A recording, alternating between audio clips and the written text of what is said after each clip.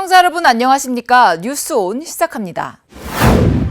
충북도가 미호강 통합 물관리를 위한 상생협약을 체결했습니다. 대구시가 어르신 대중교통 무임교통 통합 지원을 실시합니다. 충북도가 탄소중립 관련 사업을 본격적으로 시행합니다. 경상북도가 경북 세포배양산업지원센터 개관식을 가졌습니다.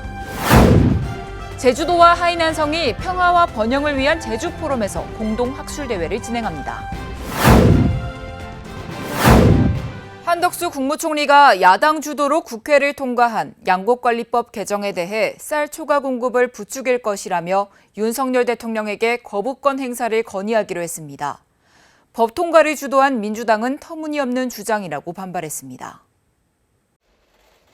한덕수 국무총리가 대국민 담화문을 통해 밝힌 양곡관리법 개정의 문제점은 크게 세 가지입니다. 쌀 초과 생산량의 정부 매입을 의무화하는 양곡관리법 개정이 시장 수급 조절 기능을 마비시키고 미래 농업에 투자해야 할 재원을 소진시킨다는 겁니다. 또 진정한 식량 안보에 도움이 되지 않는다며 개정안이 시행되면 현재 23만 톤 수준의 초과 공급량이 2030년에는 63만 톤을 넘어 되레 쌀값이 지금보다 더 떨어질 것이라고 우려했습니다. 정말 농업을 살리는 길이라면 10조 원도 20조 원도 충분히 쓸 수 있습니다. 그러나 이런 식은 안 됩니다. 더불어민주당은 즉각 반발했습니다. 쌀 시장 격리를 의무화할 경우 재배 면적과 생산량이 증가할 것이란 주장은 정부가 아무 대책도 마련하지 않는 상황을 전제로 한 거짓이라고 반박했습니다. 우리 당이 주장한 개정안대로 하면 매년 4만 헥타 이상의 쌀 재배 면적이 타작물 재배로 전환될 것인데 도대체 무슨 근거로 60만 톤의 쌀이 과잉 생산된다는 것입니까? 정부가 양곡관리법 개정에 대한 대통령 거부권을 공식적으로 제한함에 따라 제의 요구한 의결 절차는 다음 달 4일 국무회의에서 진행될 것으로 예상됩니다. 충북도가 환경부 등 8개 관계기관과 미호강 통합 물관리를 위한 상생협약을 체결했습니다. 이번 협약은 미호강 인근의 댐과 저수지 용수를 활용해 하천 수량 확보는 물론 수질까지 함께 고려하는 통합 물관리 차원에서 마련됐습니다. 이번 협약으로 환경부는 시범 사업을 추진하고 연구 용역을 통해 지속적으로 하천 수량을 확보할 수 있는 방안을 모색할 예정입니다. 이번에 추진되는 시범 사업은 4월 15일까지 한 달간 실시되며 대청댐과 농업용 저수지 5곳의 운영 개선을 통해 하루 23만 2천 톤의 용수를 미호강 수질 개선에 활용합니다. 다만 시범 사업은 용수 공급에 지장이 있다고 판단되는 경우 즉각 중단할 예정입니다. 이어서 수도권 소식입니다. 마포 모범운전자지회와 성산이동 마을발전위원회에서 효도밥상 사업의 취지에 공감해 도움의 손길을 더했습니다. 효도밥상은 사업비 전액을 예산으로 운영하는 것이 아닌 주민 참여형 후원으로 운영되는 것이 특징입니다. 이 취지에 공감하고 도움의 손길을 더하고자 지난 16일 마포 모범운전자지회와 성산이동 마을발전위원회에서 효도밥상 사업에 후원금을 기탁하며 나눔을 실천했습니다. 먼저 마포 모범운전자지회 기탁식은 박강수 마포구청장과 마포모범운전자지회 회원 등 12명이 참석한 가운데 진행됐으며 100만 원의 후원금을 기탁했습니다. 한편 마포모범운전자지회는 도로의 원활한 소통 관리 및 학교 주변 안전한 통학로 확보의 일을 도맡는 일을 합니다. 이후 성산이동 마을발전위원회 기탁식에는 박강수 마포구청장과 성산이동 마을발전위원회 위원장, 성산이동 주민센터 동장 등이 참석한 가운데 진행됐으며 100만 원의 후원금을 기탁했습니다. 돈을 모아서 마포 지역 어르신들에게 밥을 좀 차려드리고 싶다 이런 생각이었고요. 우리가 어린 아이들에게는 무상급식을 해주고 있잖아요. 그런데 어른들에게는 그런 제도가 없어요. 이제인지 좀 어르신들의 밥상도 우리 사회 제도화 시켜야 될 필요성이 있다고 저는 생각을 하고 있어요. 앞으로도 이웃과 함께 따뜻한 마음을 나누는 모습들이 이어지길 바랍니다. 수학과 과학, 미술에 재능 있는 초등학생을 대상으로 심도 있는 교육을 실시하는 서부 초등영재교육원 입학식이 열렸습니다. 지난 18일 마포구청 대강당에서 서부초등영재교육원 입학식이 열렸습니다. 서부초등영재교육원은 수학, 과학, 미술 분야에 재능이 있는 초등학생을 선발해 심도 있는 교육을 실시하는 기관으로 용강초에는 수학, 아현초에 과학, 마포초에는 미술 분야의 초등영재를 교육하고 있습니다. 입학식에는 박강수 마포구청장과 이양순 서부교육지원청 교육장, 신입생 및 재학생 등 500여 명이 자리했습니다. 학사 경과보고와 박강수 마포구청장의 축사, 이화여대 정재용 교수의 특강 등이 이어지며 행사는 마무리됐습니다. 우리 아이들이 어떻게 아무런 불편 없이 공부를 할 수 있을까? 이런 고민을 참 많이 했습니다. 우리 마포에서는 적어도 학생들이 아무런 제약 없이 공부할 수 있는 그런 여건과 환경을 만들고자 합니다. 앞으로 입학생들이 수준 높은 교육을 제공받으며 마음껏 꿈을 펼칠 수 있길 바랍니다. 이어서 광역시 소식입니다. 대구시가 전국 최초로 어르신 대중교통 무임교통 통합 지원을 실시합니다. 대구시가 전국 최초로 7월 1일부터 어르신 대중교통 무임교통 통합 지원을 실시합니다. 이번 사업 시행으로 도시철도뿐만 아니라 시내버스까지 포함한 대중교통 122개 노선에 대해 어르신 무임 이용이 가능하게 돼 교통복지가 크게 확대될 전망입니다. 통합 무임교통 지원 대상은 올해 75세를 시작으로 해마다 한 살씩 낮춰 2028년에는 70세 이상 어르신부터 시내버스와 도시철도를 무료로 이용할 수 있습니다. 통합 무임교통카드는 실물카드와 모바일카드 두 종류이며 실물카드는 5월 16일부터 주소지 읍면동 행정복지센터에 직접 방문해 신분 확인 후 동의서를 작성하면 현장에서 즉시 발급됩니다. 강원도 소식입니다. 평창 지역 소외 이웃을 돕기 위한 이웃 돕기 성금과 성품 기탁이 이어졌습니다.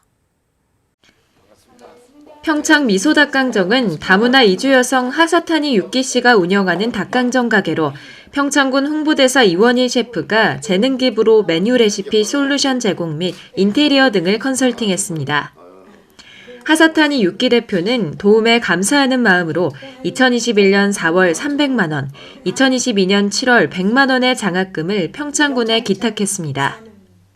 카페 너츠 역시 이주여성 권래놀 씨가 운영하는 카페로 불우이웃 돕기 성금 기탁에 미소닭강정과 함께했습니다. 사단법인 희망을 나누는 사람들은 국내 기업들로부터 다양한 후원을 받아 소외 이웃들을 후원하는 사회 공익법인으로 우리나라 여러 지자체에 많은 물품과 장학금을 기탁하고 있습니다. 이날 기탁받은 1억 5천만 원 상당의 생필품 1,500박스와 마스크 8만 장은 독거노인 및 저소득 가정 등에 골고루 전달할 예정입니다. 평창군은 지역사회와 함께 나눔을 실천하고 있는 분들에게 감사의 인사를 전한다며 소외되고 어려운 이웃들에게 잘 전달될 수 있도록 우리 군도 최선을 다하겠다고 말했습니다. 평창 푸드통합지원센터가 로컬푸드 직매장 2호점 개소식을 개최하고 본격적인 운영을 시작했습니다.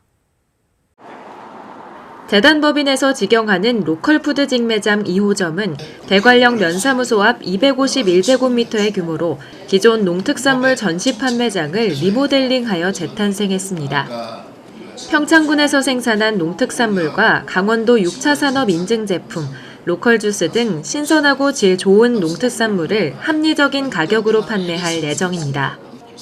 또 대관령 휴게소 등 로컬푸드 직매장을 추가 확대하고 농특산물 순회 수집 거점센터도 운영하여 농업인들이 편리하게 농특산물을 공급할 수 있도록 다양한 노력을 기울일 예정입니다. 이번 로컬푸드 직매장 2호점 개점으로 평창군 농업인에게는 소득 증가, 지역 방문객에는 질 좋고 맛 좋은 평창의 농특산물을 만나볼 수 있는 기회를 제공하는 등 지역 농특산물 유통에 활력을 심어줄 수 있길 기대하고 있습니다.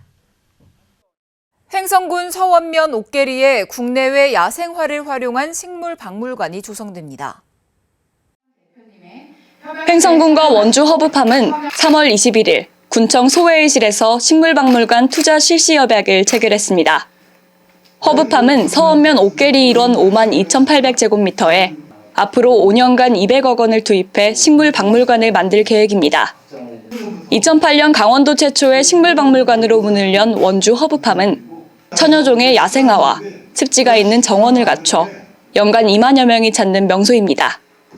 한편 이전이 확정된 서원면에는 대형 리조트와 골프장 등이 운영되고 있어 식물박물관 조성 시 서원면 일대가 체험과 볼거리를 갖춘 관광지가 될 것으로 기대를 모으고 있습니다. 이어서 충청도 소식입니다. 2050 탄소 중립 실현을 위해 충북도가 탄소 중립 관련 사업을 본격적으로 시행합니다. 주요 사업은 탄소중립 추진단 확대와 탄소중립 지원센터 운영 등입니다. 도는 기존의 탄소중립 추진단을 시민단체가 함께하는 민관추진단으로 확대 재편할 계획입니다. 또한 도는 공공부문에서 2030년까지 온실가스를 50% 감축하기로 했습니다. 이 밖에도 기후변화 교육을 실시하고 온실가스 감축 프로그램을 운영하는 등 지역 주도의 탄소중립 실천에 힘쓸 예정입니다. 충북도가 귀농귀촌 담당 부서장 회의를 개최했습니다. 이날 회의는 농촌 지역의 인구 소멸 위기 극복을 위해 민선 8기 충북의 귀농귀촌 추진 방향을 공유하기 위해 마련됐습니다. 회의에서는 다양한 수요를 반영한 지원 정책 확대 등 도의 귀농귀촌 추진 방향을 설명하고 새로 발굴된 시책의 효과적인 추진 방안을 논의했습니다. 또한 시군별 우수시책 추진 사례와 건의사항 등을 공유하며 귀농귀촌 활성화 방안에 대해 의견을 나눴습니다. 김영환 충북도지사는 도와 시군이 협력해 귀농귀촌 1번지 충북을 만들어 나가자고 당부했습니다. 계속해서 경상도 소식 전해드립니다. 경상북도가 현장에 답이 있다는 이철우 경북도지사의 현장 소통 공감 중심의 도정 철학을 담은 생생버스를 운영합니다. 생생버스는 의성군을 시작으로 전 시군 민생 현장에 뛰어들어 도민들의 생생한 목소리를 듣고 확실한 지방시대를 주도하기 위해 경북의 힘을 충전하는 현장 소통 프로젝트입니다. 첫 방문지로 선택한 의성군은 이웃사촌 시범마을 조성 등 위기 극복을 위한 다양한 대응 정책을 펼쳐 많은 성과를 거두고 있는 지역입니다. 이철우 경북도지사가 직접 주재한 생생토크에서는 현장의 목소리를 듣고 의성 발전에 대한 다양한 생각과 고민을 나누는 등 소통의 시간을 가졌습니다. 경북도는 생생간담회를 통해 인구 감소 대응에 대한 현장의 목소리를 듣고 지방 소멸 대응의 대표적인 성공 사례가 될 수 있도록 적극 지원할 계획입니다. 경상북도가 경북 세포배양산업지원센터 개관식을 가졌습니다. 이날 개관식에는 이철우 경북도지사, 김주수 의성군수 등 150여 명이 참석한 가운데 경과 보고, 축사, 기념비 제막 등의 순으로 진행됐습니다. 세포배양산업지원센터는 바이오 소재 산업 육성을 위해 의성읍 철파리 일원에 사업비 90억 원을 투자해 설립했으며 기업 입주실, 연구실, 분석실 등으로 구성됐습니다. 포항시가 세계 물의 날을 맞아 형산강 일대에서 기념식을 진행했습니다. 포항시는 22일 세계 물의 날을 맞아 포항시의 젖줄인 형산강 일대에서 기념식 및 플로깅 캠페인을 펼쳤습니다. 이날 행사에는 유관기관 및 사회단체, 물 관련 기업체 등이 참여했으며 참석자들은 형산강 일대 1km 구간 곳곳을 걸으며 오토 캠핑 등으로 투기된 쓰레기 약 2톤을 수거했습니다. 또 시는 이날 행사에서 ESG 활동으로 EM 발효액 만들기 등 일상에서 손쉽게 실천할 수 있는 친환경 활동을 시민들과 공유했고 물의 소중함을 되새기는 체험 홍보 부스도 운영했습니다. 한편 포항시는 선진화된 물관리 시스템 구축을 통해 시민들이 안심하고 마실 수 있는 안전하고 깨끗한 수돗물 공급을 위해 최선을 다하고 있습니다. 이어서 광주 전남 소식입니다. 광주의 한 재래시장 앞에서 승용차를 들이받은 시내버스 기사가 경찰에 입건됐습니다. 사고 충격으로 승용차가 인도를 넘어 상점까지 돌진하면서 큰 인명피해가 날 뻔했는데요. 시내버스 교통사고를 막기 위한 대책 마련이 시급하다는 지적이 나옵니다. 광주 말바우 시장 앞 사거리. 황색 신호에 멈춘 차량 뒤로 시내버스가 달려오더니 그대로 뒤를 들이받습니다. 충격을 받은 차량이 건너편 인도를 넘어 상가로 돌진하고 놀란 시민들은 급히 몸을 피합니다. 나는 옆에 있었고 옆에서 살짝만 피한 거죠. 안 피하면 죽으니까 사람들이 막 우왕좌왕하고 막 저도 옆으로 피하고 막 난리 부르스를 쳤는데 이 사고로 버스 승객 등 6명이 병원으로 옮겨졌으며 차량을 들이받은 버스기사는 교통사고 처리 특례법상 과실치상 혐의로 입건됐습니다. 다행히 부상자 모두 생명에 지장은 없지만 사고 당시 장날에 퇴근 시간까지 겹쳐 하마터면 큰 인명피해로 이어질 뻔했습니다. 최근 광주에서 시내버스 관련 교통사고는 꾸준히 발생하고 있습니다. 지난 3년간 평균 사고 건수는 112건에 이르고 시내버스 운전기사가 낸 사고로 부상을 입은 사람도 450명이 넘었습니다. 광주시는 사고가 잦은 회사의 수익을 적게 배분하고 기사들을 상대로 교육 시간을 늘리는 등 사고 방지에 힘쓰고 있다는 입장입니다. 그 수익 구조에 대해서 좀 감점을 받죠. 사고율이 낮은 데는 수익률을 더 많이 가져가고 사고가 많은 데는 더 적게 가져가는 구조죠. 하지만 벌점 등 가해 기사들이 받는 불이익의 경우 그 과정이 회사 재량에 맡겨져 있어 실제 제대로 된 페널티가 주어질지는 의문입니다. 시민들이 보다 더 안전하게 버스를 이용할 수 있는 대책 마련이 필요합니다.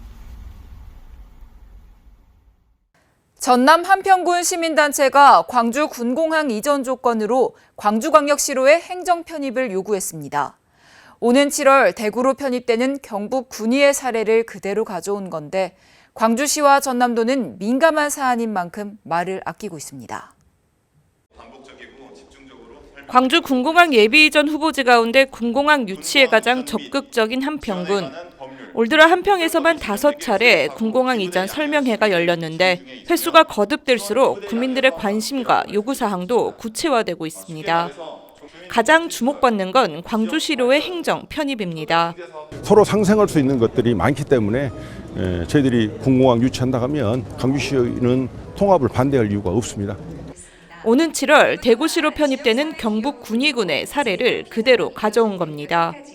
신공항 이전을 위해 대구시와 경북도가 결정한 내용을 광주시와 전남도, 한평군도 해보자는 제안입니다. 그렇지만 행정 편입까지는 이들 지자체와 각 의회의 상호 동의가 필요하고 행정안전부 동의와 법안 제정 등 넘어야 할 산이 많습니다. 더구나 인구 감소의 지역 소멸까지 우려되는 상황에서 전남도의 동의를 얻긴 어려울 것이란 전망입니다. 그리고 광역자치단체를 달리해서 통합하는 것은 여러 가지로 심사숙고를 해야 합니다.